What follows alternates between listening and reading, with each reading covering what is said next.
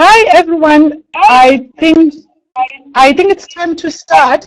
I'm just going to do a little introduction, and then Kelly will take over and just do her presentation.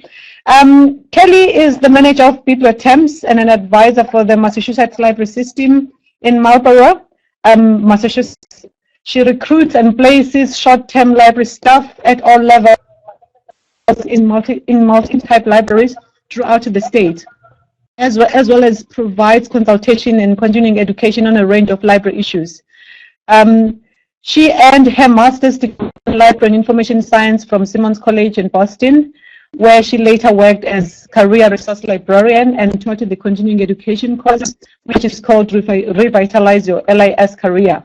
In 2007, she helped found the Conference Career Center for the Massachusetts Library Association and coordinated it for several years. She has also served as information literacy librarian at Simmons and head of reference and information services at Assumption College in Worcester, MA.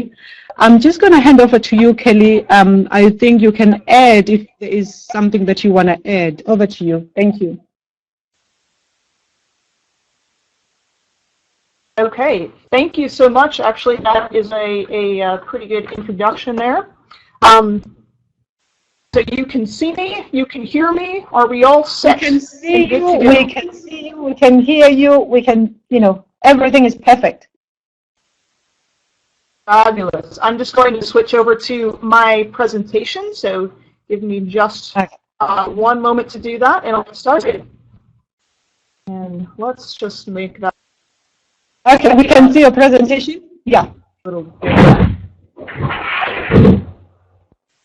Okay, fabulous. So good afternoon or good morning here in Massachusetts. It's morning here. I want to thank all of you for joining me today to hear about BiblioTemp, and I also want to thank Joyce for inviting me. I really appreciate the opportunity to talk with you about a service that is quite unique and has been really well received here in Massachusetts.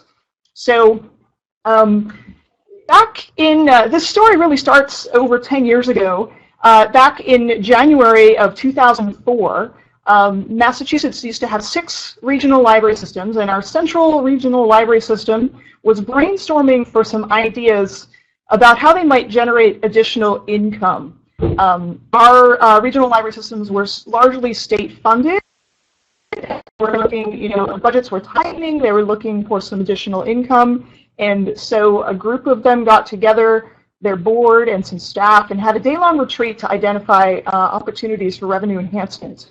And some of the top vote getters during that session were things like extending consulting to non-member organizations on a fee basis, possibly publishing a series of best practices booklets, possibly charging for CD and DVD repair. I love that one because it's so dated now, 10 years later. But fortunately for me, I guess the top vote getter that day was to develop a library staffing service for libraries. That was something that the board, which was made up of member libraries, really thought would be a valuable thing. So there's waiting for my next slide here. So the idea behind BiblioTemp then was, yes, it was some revenue, but it was also to help with staffing. So it fit in very well with the mission of the regional library system, which was to strengthen libraries. And I'll talk more about our library system on the next slide. BiblioTemp started in the central region. What you see here is a screenshot of that very first Open for Business web message. This is a screenshot from 2004. So they operated for 5 years and did 186 temporary library staffing placements over a 5-year period. So they considered it quite a successful service. Unfortunately, in 2009, the 6 regional library systems in Massachusetts were charged with consolidating into one statewide system. So unfortunately at that time, BiblioTemp closed while they figured out how to consolidate the key services, such as, for example, we provide all of the physical delivery of materials for interlibrary loan throughout the state. So it's like that they had to figure out. And so it closed for a little while. The system reopened as one statewide system in 2009, and the libraries really wanted BiblioTemps back. It was really a question of that service being very valuable. As many of you probably know, it really takes quite a lot of time and effort to do recruiting, and particularly, that might not be the best use more time when you're doing temporary recruiting. You're putting a lot of time and energy into recruiting, and it may not be a good use of your internal staff time. So libraries really found this service to be quite valuable. And so the Massachusetts library system, our statewide system, did put together a plan. They actually were looking for a grant, which they did not get, but they felt it was still useful enough that they hired me on February 1st of 2012 to relaunch the service. So this is maybe a good time to talk a little bit more about my background. So I did run a career resource library for Simmons College, which does have a library school here in Massachusetts. So I was used to working with library science students and graduates, alumni, at all stages of their careers on career research and issues along those lines.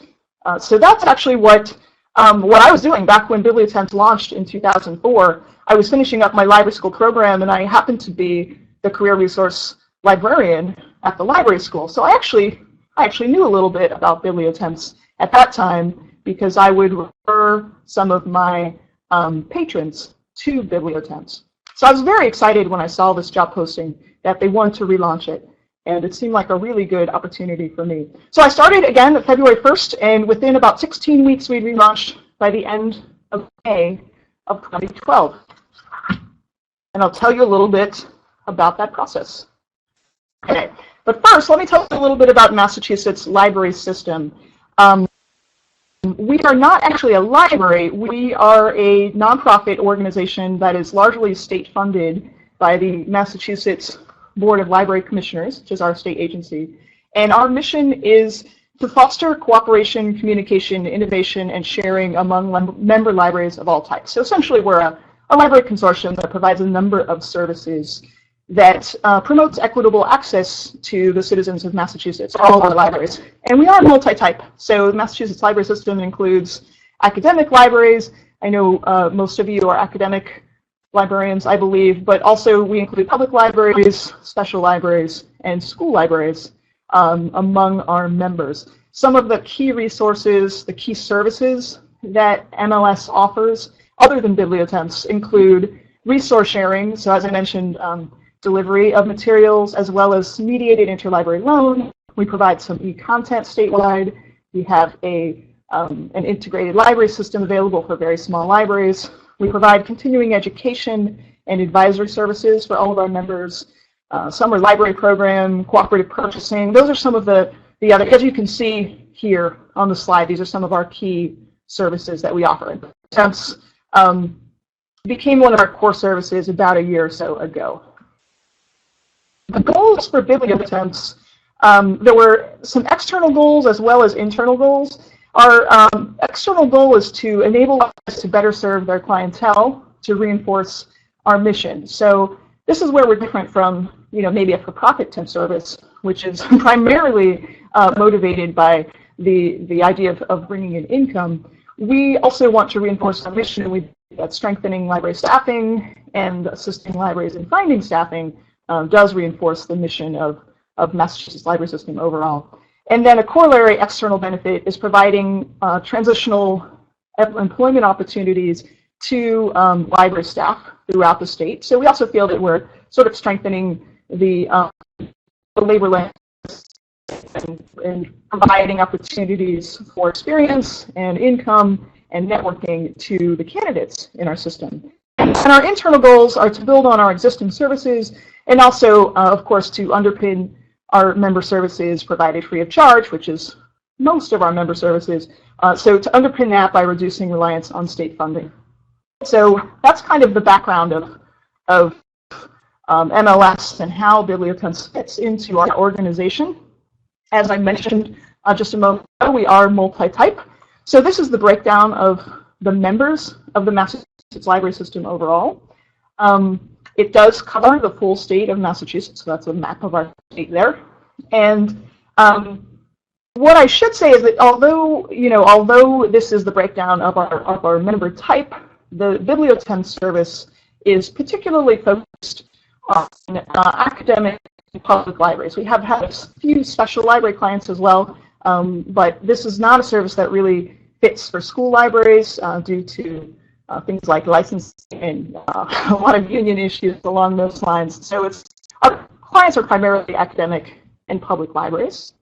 So next I'd like to talk a little bit about those 16 weeks from when I started to when we launched and what it took to kind of get this service up and running. So as I mentioned, I started on February 1st of 2012. It was really the perfect job for me. It was super exciting. I should also clarify that managing BiblioTemps actually is half of my job. The other half is I serve as an advisor to academic libraries. My background, as you know, is as an academic librarian. So technically, BiblioTemps is half of my role here. In reality, at least for the first year, it was pretty close to a full-time role because we were doing all of the activities, developing all of the workflows, and all of the materials required to run the service. So here are some of the things that had to happen during that time period. Developing an infrastructure to run temporary staffing. There was really quite a lot. There's quite a lot that goes into that. For example, developing all of the paperwork, the staffing agreement with the temps themselves, the client agreement with the library clients. Those documents had to be developed, and that process had to go through our lawyer, and our board as well. Developing a system for timesheets and billing. So I am fortunate in that we do have an accounting, some folks in accounting and payroll who are able to assist me with that process, but we had to develop a workflow for them and put some systems in place as to how we were going to manage timesheets. Fortunately, I did inherit some of these things from the previous iteration of BiblioTemps, but it all needed to be updated. Certain things were quite different. For example, timesheets. In the previous iteration, they did all of the timesheets by fax, and these days that's a little bit outdated, so we brought in an online system to do that. That was actually the biggest thing of getting together. The infrastructure was contracting for an applicant tracking system. But it's actually all automated. We have an internal database, and that same system has a function for timesheets and has a function for payroll. So, looking at those systems, that was a big part of launching.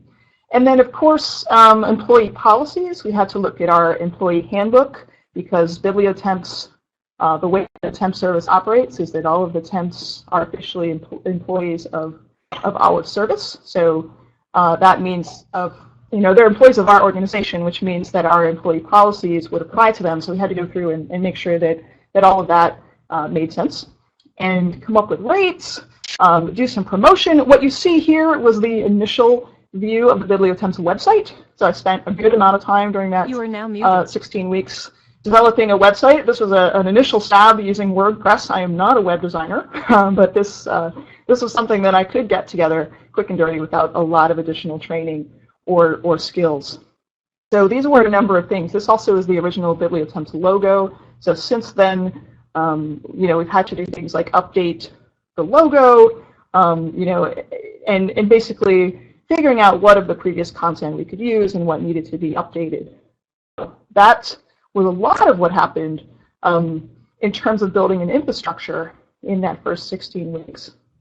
And then, of course, we also had to figure out the chicken and egg problem. So starting a temp service, do we want to get temps first, or do we want to get clients first? And so I thought a lot about how best to do that, and ultimately it would be good to have a pool of temps before we advertised our service to clients. So we started out doing some recruiting, and you see here a copy of a flyer that I did for our library school for Simmons. These were on-campus interviews that I did at both of their campuses. I did full days there. And I also did, because we recruit at all levels and throughout the career span, we didn't only want to recruit library science students. We also wanted more experienced librarians. I also wanted para-librarians, people who could do circulation. So I also set up about 6 of these interview days throughout the state. And fortunately, some of our member libraries were willing to host those. So it was sort of a whirlwind 6 days of 50 interviews or something along the 58 interviews in 8 locations. So that was quite a whirlwind. And what I will tell you is that if you try to do these, please spread them out a little more. So I scheduled them in 30-minute time slots, and as a learning moment, that was a little bit tight. I'm seeing a question: can a retiree join as a temp? That's a great question. Retirees make fabulous temps. Often retirees are interested in staying involved, staying engaged in the profession. They have a lot of experience to offer, but typically they want a little more flexibility in their work life. So they actually make temps. One of our one type of request we get often is for interim director, and retirees are a very rich pool for me for interim director placements because they can bring in all of that experience. So good question. I love retirees.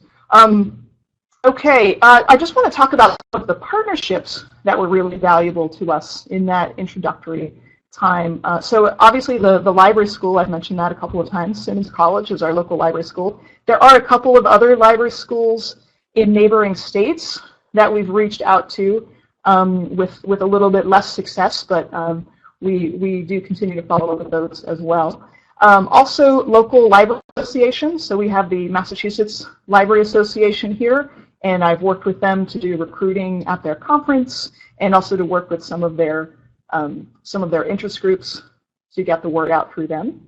Of course, our local libraries are various partners, both in terms of hosting interviews, but actually we found that our best marketing is really word of mouth. And in fact, at this point, so 2 years, almost 2.5 years in, I actually don't do much marketing at all because we are pretty much at capacity. Pretty much every time I feel like I could use another client, I sort of magically, get requests in. So it's really very strong word of mouth marketing. Some of our other partnerships, ACL, which is of course Association of College and Research Libraries here. We've done some recruiting through their organization as well to get a booth at their annual conference. So those were all things that led up to launching the service, and finally on May 24th of 2012, so about 16 weeks after, again, I started February 1st, so May 24th, we had our first placement, and that was at the Grafton Public Library here in Massachusetts. I should maybe take this moment to mention that Massachusetts has, as I mentioned, has several hundred public libraries. Its system is town-based here, so every town, much every town, even the very small, sort of 10,000 ones, each has its own public library, its own sort of staff and governance. So we have a lot of libraries to choose from. So Grafton Public Library was our first placement, and it was a paraprofessional placement. It was a circulation position. 5 days later, sort of at the other end of the spectrum, we had an interim director placed at another public library. And I really like that those were the first 2 placements because they kind of represent an overall pattern in BiblioTemps. In public libraries, our placements do tend to skew in those 2 directions. So we're either looking at frontline staff. We need people to operate circulation because that is a service that must continue. We can't set that aside like we might be able to for cataloging for a couple of weeks. We really need someone to operate that. And then at the other end of the spectrum, interim director placements. As I mentioned, they are pretty popular. We've noticed that quite a bit. That it's quite interesting about what they say about the job market being pretty tight, and yet at the administrative, executive level, we've noticed it's actually difficult to get candidates, and we are seeing a lot of retirements at one time. So that's actually a pretty popular request for us, interim director.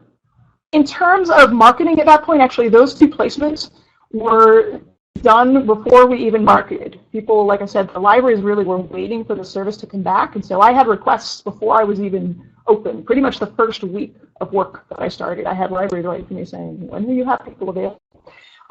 So those two placements were made before we even marketed, and at that point we did start getting the word out.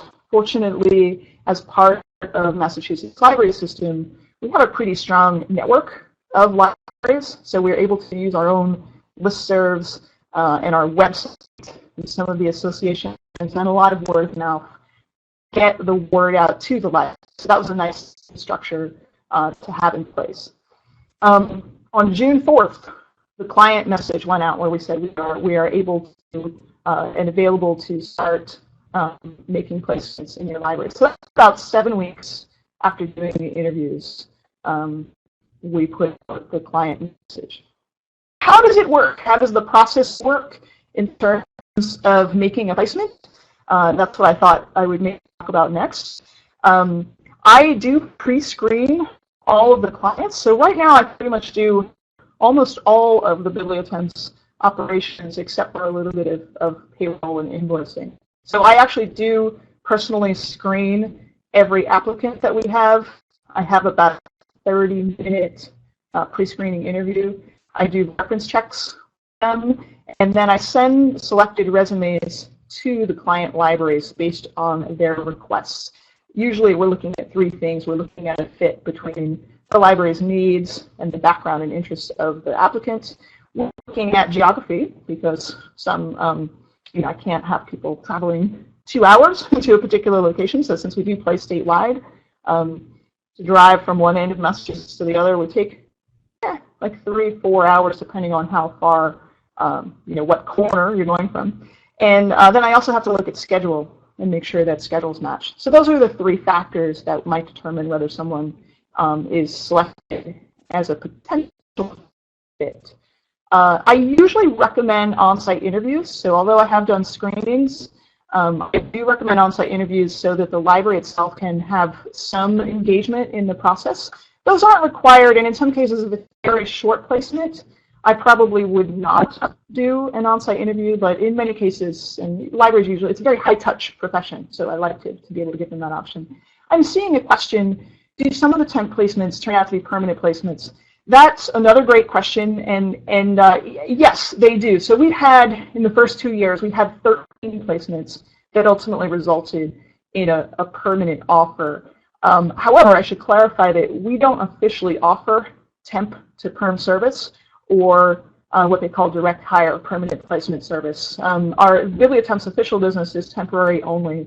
That said, in some cases, a temp who's placed at a library, the library realizes it could be a really good fit. They do happen to have a permanent position available, and the temp could then be a candidate for the permanent position through whatever process the library has internally. In other words, we don't actually manage the permanent search there, and we don't market ourselves as a temp to perm service, but we don't have any barriers in place. In most cases, a for-profit temp agency would have they'd have a fee at that point, a placement fee. So if they're temp working in your library and you decide you want that person to come on permanently, they'll say to you, okay, you can hire them permanently, but the fee is going to be, say, 10% of their annual salary. So that, we feel that would put up a barrier to that library hiring one of our temps on, and given that our service, the goals of our service are not just financial,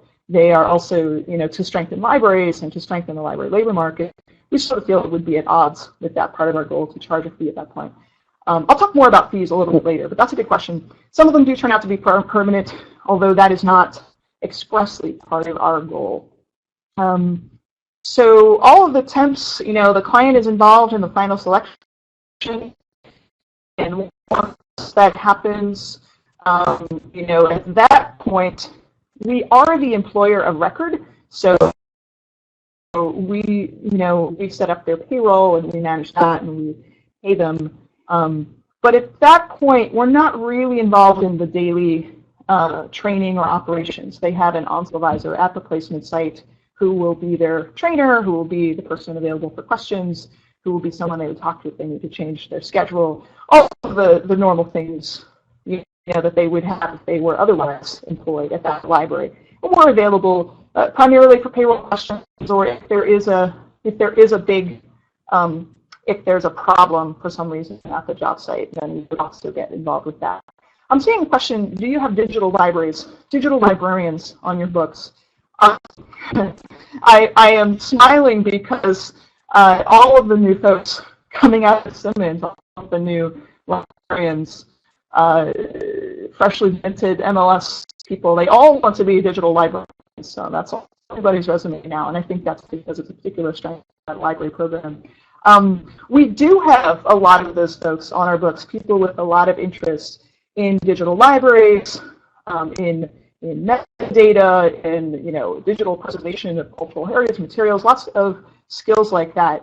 That said, I don't have a lot of requests for that type of placement. And I think there are a couple of reasons for that. One is that that's kind of a really interesting area of work right now. So some of the libraries that are developing digital libraries have a lot of internal interest from staff on those types of projects. So they're not necessarily being intense.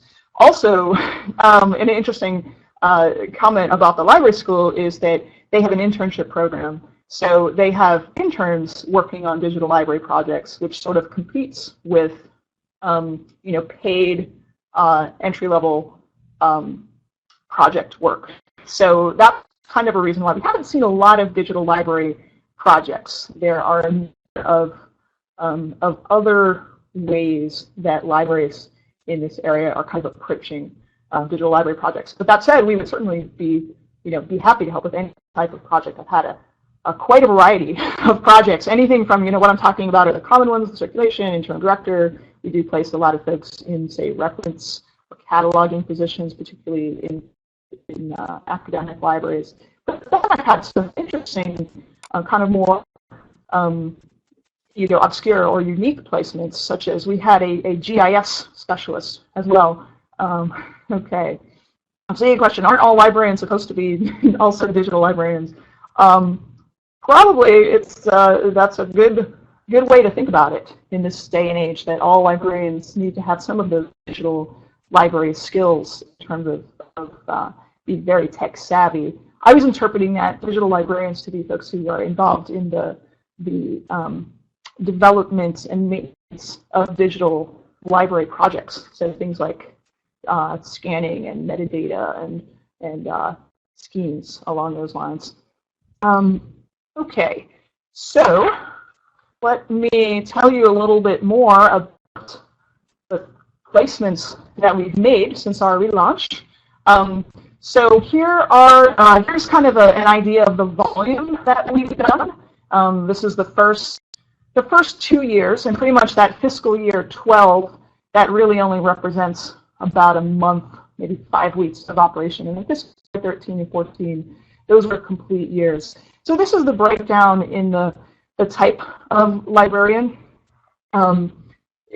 Highly experienced would be primarily our interim library directors, although in some cases it would be a very specialized. So a person who did GIS, Geographic Information Systems, was considered highly experienced. In some cases, a cataloger with a particularly sophisticated or specific skill set would be highly experienced. Professionals, those are largely reference librarians, some catalog folks. We do offer an incentive rate for new professionals, so that helps us get folks who are just out of library school and they might have less experience, or advanced library school students. So those are our new professionals. Those are our circulation rate. And then general, we don't see that rate. We don't use that rate very often. That's very sort of rote tasks, like if they needed shelving assistance or very routine circulation where they're really just doing check-in, check-out. And we don't see that often. It's usually, them have their own page, or for, the colleges have student workers. So I am seeing a question, actually this fits in. Are temps paid a specified rate for different tasks? Yes, so these library types that you see here, we have a rate sheet with different rates for each of levels. So we have standard minimum rates for all of these levels, which, with the exception of highly experienced, that's the only rate that we negotiate on an individual basis, because it really varies. Those types of positions really vary quite a lot. So we're not able to set one rate there, but we have standard rates for these different levels of position. Okay. A quick point, I'm going to just go back to that really quickly. I just wanted to mention that, when you look at this, we're actually running about 2 times the volume of what BiblioTemps ran when it was under our central region. So in our first 25 months or so, we did 157 placements. And again, in 4 years, the earlier version did about 186 placements. So we're running about twice the volume. And at any given time, we have about between 20, somewhere in the 20s of placements. So right now I have 22 people placed. That can be we've had as many as 28 placed at any one time. Usually in terms of inquiries, I have anywhere from 3 to 22 inquiries at any given time that placements that I'm actively working on. Right now I have 11 placements that are in progress. I'm working with 11 clients on positions. So that's kind of an interesting thing in terms of thinking about what it would take to run a service like that. That's pretty much at capacity, if not maybe a little beyond capacity. I had an opportunity recently to speak with someone who has worked in the for-profit temp field, and he said that a full-time recruiter would usually manage around 8 to 10 placements at a time. And so right now I'm managing 11 on a half-time schedule. So we were looking at staffing. That's actually been one of the challenges in terms of now that we're 2 years in, how can we adjust the business plan? Okay. And I also wanted to mention that we've had about 95 people placed. So those 157 placements represent 95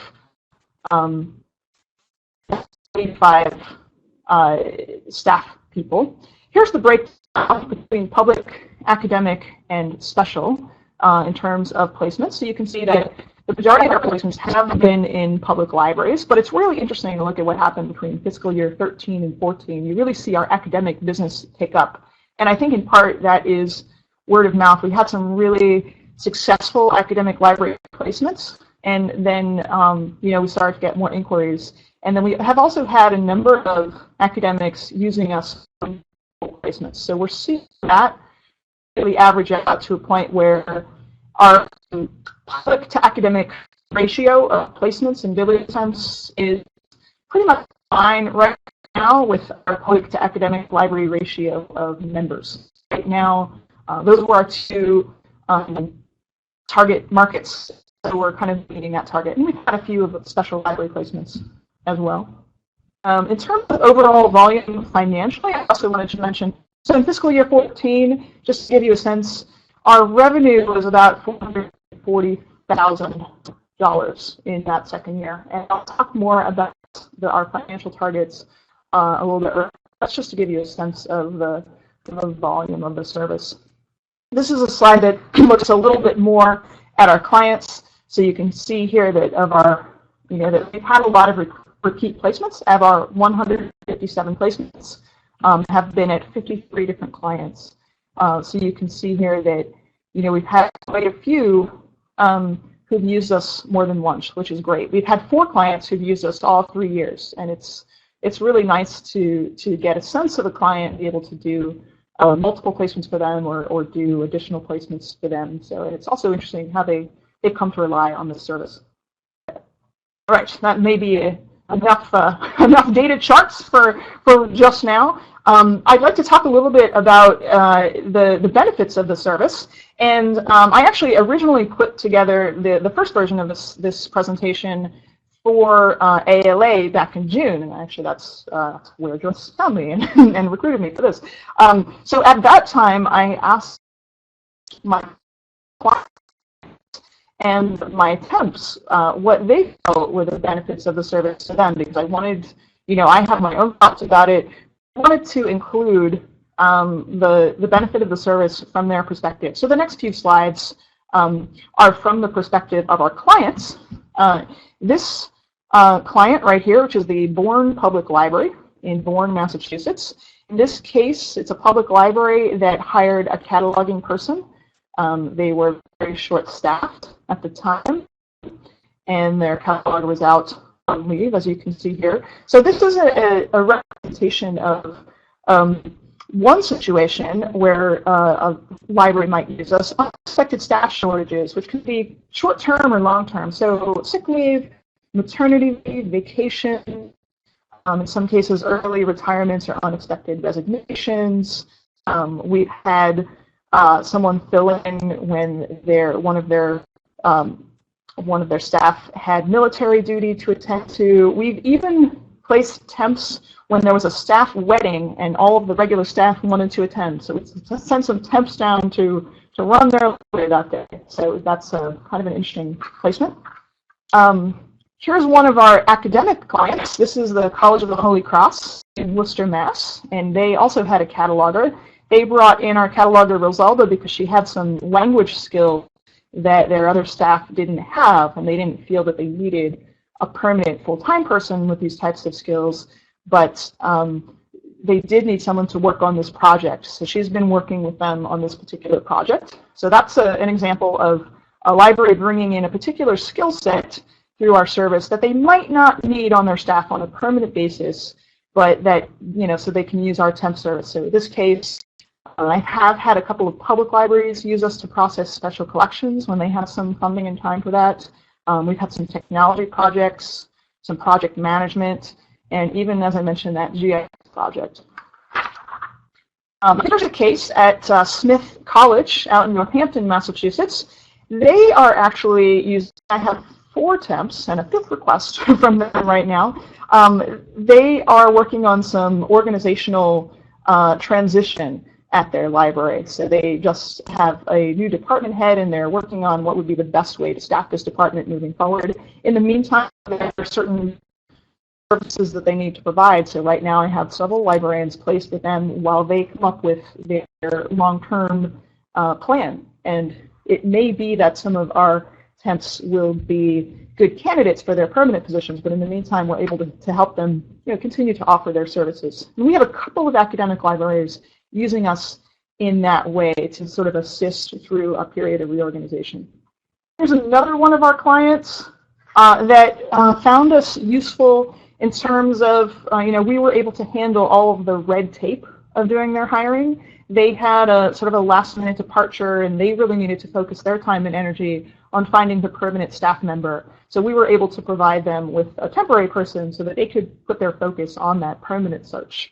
And they were also, this slide also sort of points out that it's very challenging, particularly for our public libraries, it's sort of challenging to get approval for a new position. So by using BiblioTemp, they're not looking for approval to add a position. They're basically paying us on an invoice basis. So it's a little bit easier to get the funds approved in some cases. This is that Lunenburg Public Library. This is that first interim director placement that I did. And as I mentioned, that's a particularly interesting use of BiblioTemps. They really loved, they loved the temp there so much that they really wanted her to be the permanent staff person, but she is a retiree, so she has moved on. I think that the high need for interim directors sort of speaks to a gap in available candidates for library management and administration. And so to me, this represents another area for us to learn more about the library workforce and think about, well, what does it mean that we need so many interim directors? Perhaps we could be providing more management training through our continuing ed programs. I'm seeing another question. Do we only employ people from our own country or also from abroad? We will employ anyone who wants to work in Massachusetts and has work authorization. So if someone has work authorization in the United States, we can certainly employ them from abroad. However, given that all of our roles are temporary, we can't provide any assistance or employee sponsorship in terms of work authorization. So I'd be happy, if anyone's interested, I'd be happy to kind of talk more about that offline with any, because each situation is sort of different, sort of individual. And I should note that we I actually have people, this isn't our international people, but I do employ people outside of Massachusetts. Basically, our geographic limitation is where our clients are, because we are a service of a nonprofit organization. The service is provided to our members who are Massachusetts libraries. So anyone who wants to work in a Massachusetts library, I will certainly consider. Okay, let's hear from one more library. So Morse Institute also used our service to expand their hours. They were looking to add Sunday shifts to their lineup, and their regular staff was not available or did not want to work Sunday shifts, so they used us.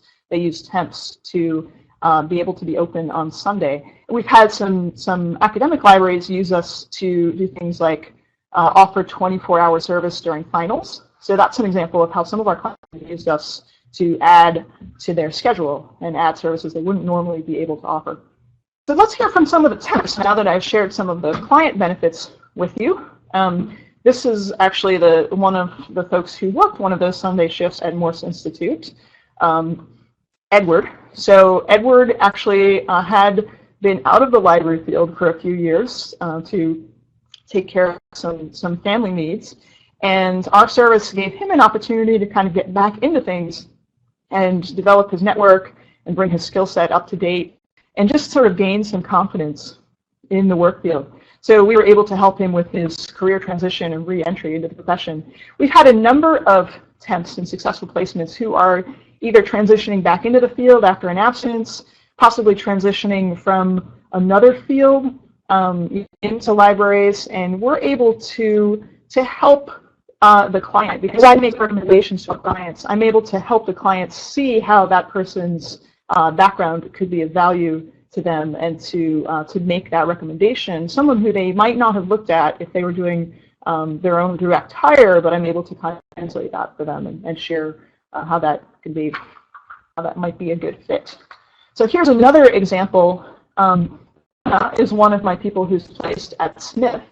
And she had been a school librarian for many years and was interested in academic libraries. As you may know, I don't know if this is the case in South Africa, but here it can be very challenging to transfer from one type of library to another. So the academic libraries, even though Jenna had great experience, doing information literacy teaching and working with students and a lot of very highly relatable, transferable skills, academic libraries tend to be looking for people who have academic library experience. So in this case, I was able to give her that opportunity at Smith to bring her skills there, and that's going to enable her, once that placement ends, that's going to enable her to transition into a permanent academic library role a lot, with a lot, basically a lot better resume for that system. Okay, here's another example. This is Catherine, who is someone who went to library school. She had a previous career, but she did not have any previous library experience, so she was having a hard time finding a role. We actually gave her her first library job, which was a circulation/reference position in a library at a very small town. So it was just enough of a skill and confidence builder for her to actually finally land a job, and she's actually now the director of one of our small public libraries here in Massachusetts, and she believes that the BiblioTemp place played a really strong role in that. It's a part-time directorship, so Catherine actually continues to do other placements for us. So here's an example of a couple of things I wanted to point out here. One is that we really do provide that experience for library science students and graduates to get sort of work experience, but also this slide is a really good example of how our service, the impact of our service goes beyond just the actual placement itself, the placement library and the placement temp. So here's a case where, yes, Catherine was placed at one particular library that we were able to help, but the impact of that service has extended to the library where she's now director, which was not a BiblioTemp's client, but benefited from her experience at our client library. So it sort of shows how that impact goes beyond the direct clients to benefit some of our additional members as well. About retirees. So I do actually have a slide here about retirees. One of my most successful placements is at the Palmer Public Library. I have what we call here in the U.S. a snowbird. A snowbird is someone who lives up here in the Northeast but she spends her winters in Florida where it's warmer. So while Cindy, who's the woman in the white shirt in that picture, Cindy works here at our Palmer Library when she's here in the summer, and they can use some additional assistance during vacation season and whatnot. And then in the winter, she goes down to Florida and spends her time there, and she's 3 seasons with us on this schedule. So that's an example of, you know, as a retiree, she has a lot to offer, but she also has the schedule flexibility that she, you know, wants for herself. Okay, and then I have Emily. She is an example of someone who was offered a permanent position.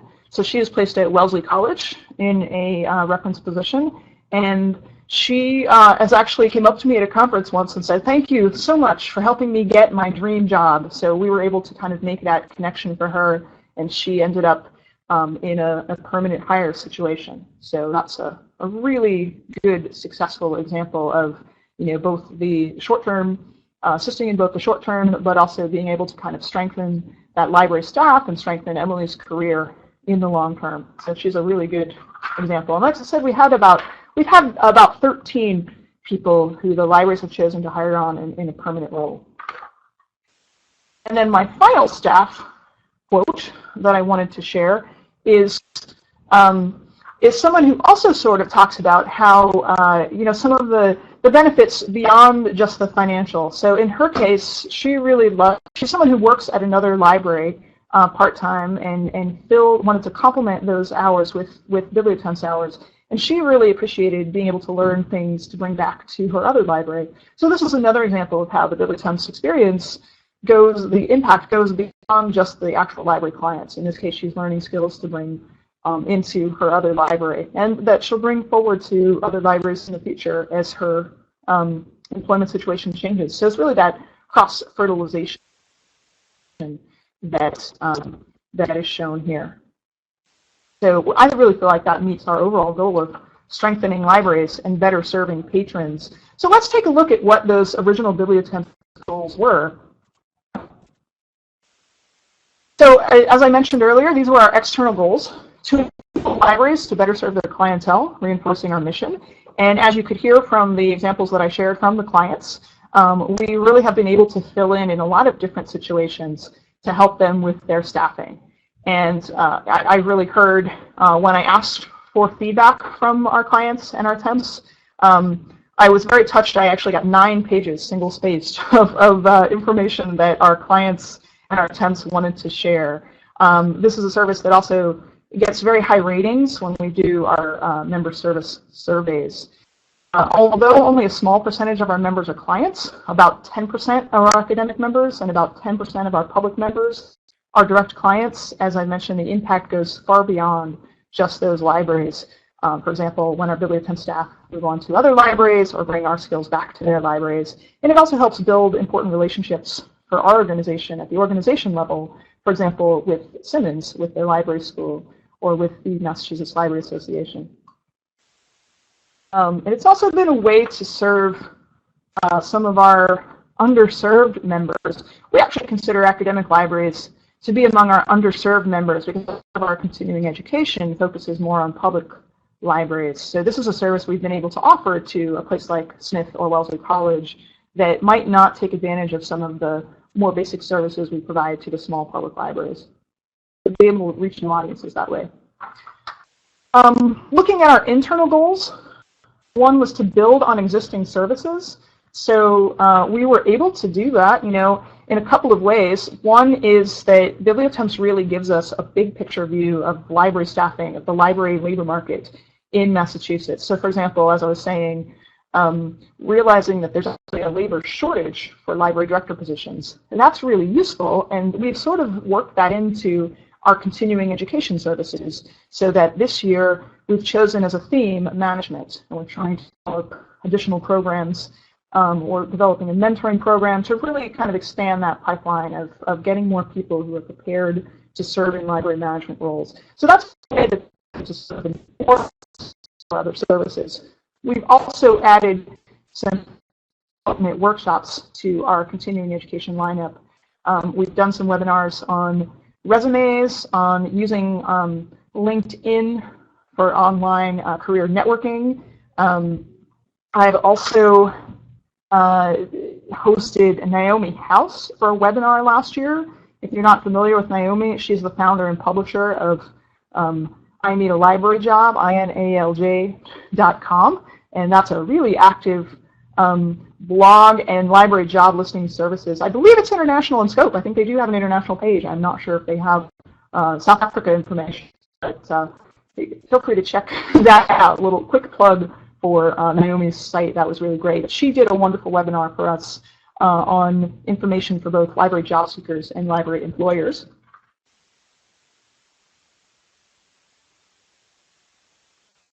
And then the last thing I just wanted to quickly mention is the funding piece. So, you know, going way back to when the service was first conceived of in that initial retreat, the idea was to be able to help underpin some of our other free services by having some additional funding.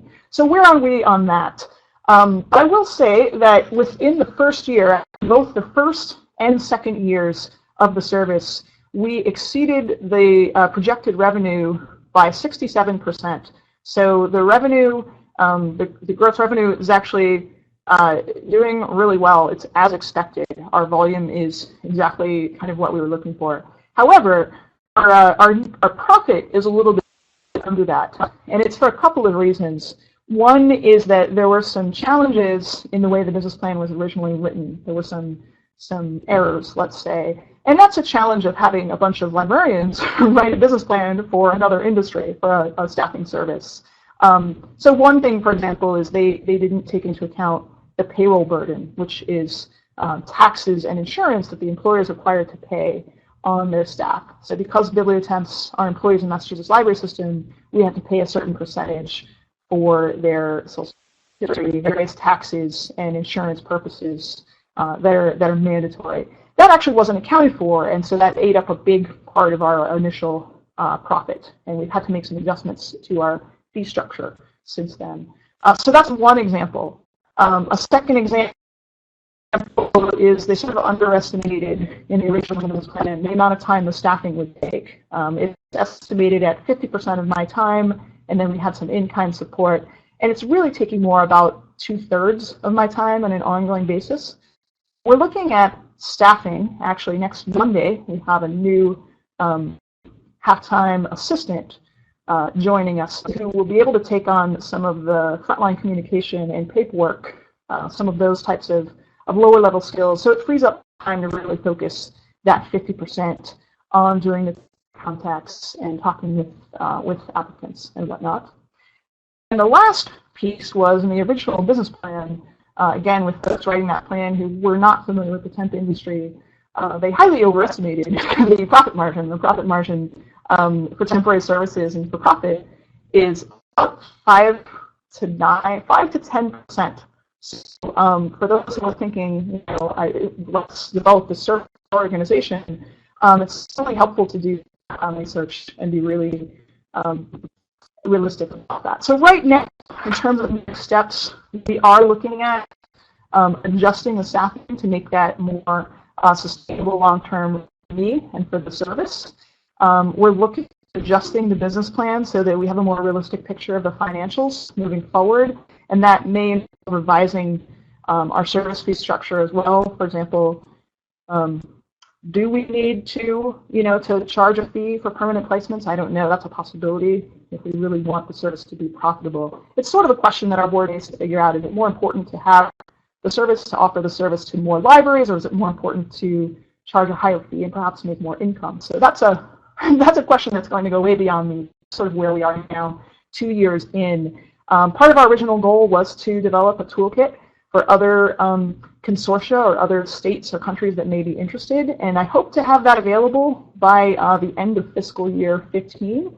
So definitely check back with us. Hopefully there will be an update coming out, and I will certainly let you folks know if you're interested, when that will be available. And at least some of that would be quite useful in terms of maybe the financial model and the workflows and all of the information that you would need if you wanted to start your own library temp service, like BiblioTemps. Okay, so it is right just about 9:30, and I don't know if we've had any additional questions. I've answered a number going through.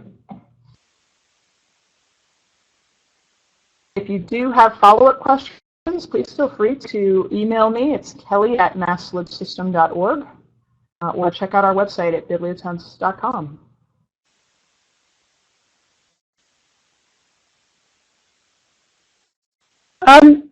Let me take this opportunity, Kelly, to thank you so much for the informative presentation. We really appreciate.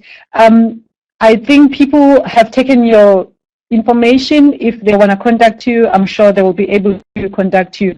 We really, really appreciate giving us time and your presentation. I think it's very, very informative. What I'm going to do, we have our Library and Information Association president, which is Miss Ujala.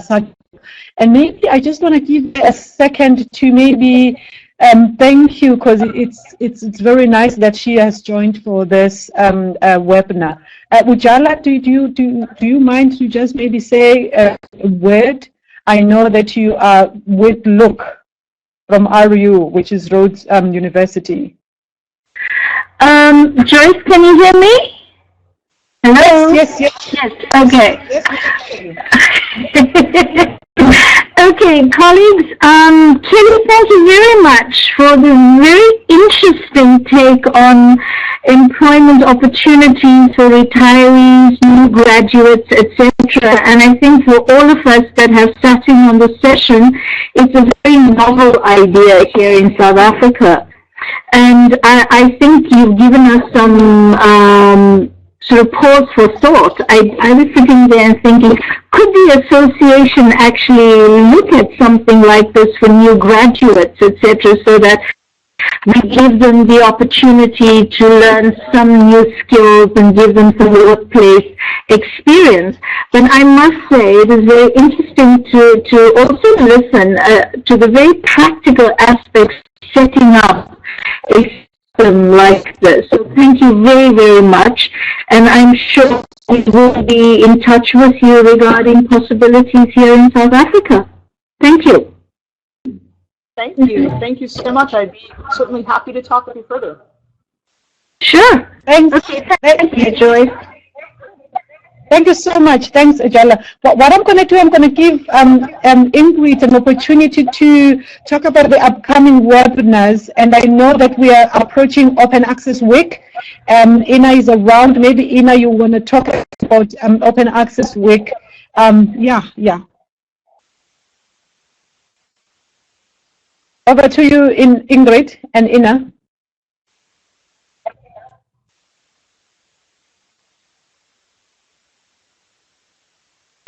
Hi, Ingrid. Do you want to say something? Ina, do you want to say something? Hi, Ina. We can hear you. Okay. Great. We have an upcoming webinar on the 17th of September. Many universities are investigating researcher IDs now, Joyce, and but I don't know which one to choose. And it seems as if the NRA is going the Orchid ID route.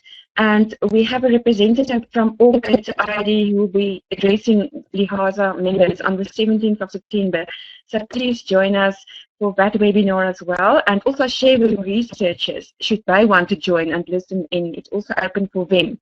Open Access Week is coming up 22nd of October to the 26th.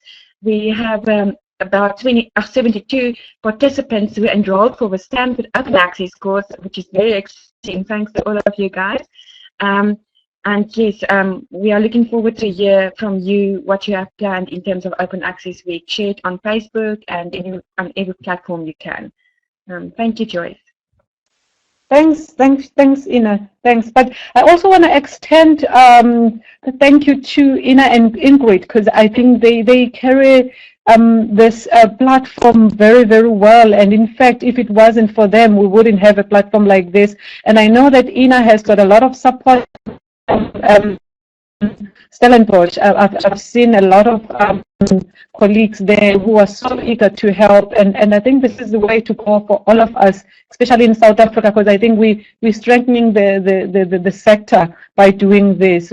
But thank you so much, and I know that UCT is very, very supportive, and I hope slowly we all gonna try and join. Whatever contribution that you can make, please just try and join. And also to encourage public librarians that this is just not a platform for only higher education sector, it's a platform for all of us, as we are just from South African industry. So let us take the ownership. Thank you so much also for joining and for listening.